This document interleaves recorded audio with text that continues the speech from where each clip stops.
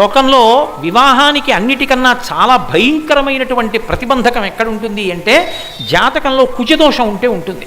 ఎందుకంటే కుజదోషం ఉందనుకోండి, వాళ్ళు మళ్ళీ కుజదోషం ఉన్న వాళ్ళనే చేసుకోవాలి తప్ప కుజదోషం లేని వాళ్ళని చేసుకుంటే ఆ భార్యాభర్తల్లో ఒకళ్ళు శరీరం వదిలిపెట్టేస్తారు, ఇక వాళ్ళకి దాంపత్య జీవితం ఉండదు.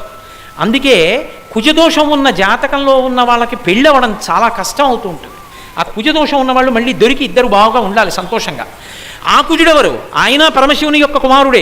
ఒకప్పుడు సతీదేవిగా పార్వతీదేవి శరీరాన్ని విడిచిపెట్టినప్పుడు అపారమైనటువంటి తపస్సులో ఆయన ఉండగా అలసటకి ఆయన భ్రూమధ్యము నుంచి జలబిందు ఒకటి నీటి మీద పడింది. ఆయన యొక్క చెమట బిందువు ఉత్తినే పోకూడదు కాబట్టి దాంట్లోంచి 4 భుజాలతో పిల్లవాడు పుట్టాడు, ఎర్రటి రంగుతో. భూదేవి ఆ పిల్లవాడు ఏడుస్తుంటే చూస్తూ ఊరుకున్నావా అని దెబ్బలాడతాడేమోనని పాలిచ్చింది. భూదేవి నువ్వే పెంచు అన్నాడు. ఆయనే కుజుడు, శివపుత్రుడు. కుజుడు గురించి వింటే చాలు అపారమైనటువంటి శివానుగ్రహం కలుగుతుందని చెప్పింది శివమహాపురాణం.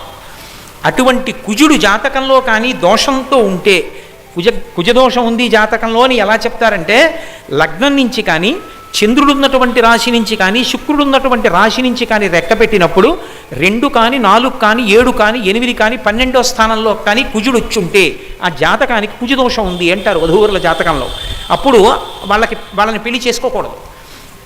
ఈ కుజదోషం ఉన్న వాళ్ళకి పెళ్ళవడం చాలా కష్టం. కుజదోషం ఉన్న వాళ్ళకి తొందరలో యోగ్యుడైనటువంటి వరుడొచ్చి మళ్ళీ కుజదోషం ఉన్నవాడు దొరికి వాళ్ళు సంతోషంగా పరమానందంగా జీవితాన్ని గడపాలి అంటే నాకు తెలిసినంత వరకు శాస్త్రంలో ఒకే ఒక్క విరుగుడు కాత్యాయని వ్రతం ఒక్కటే.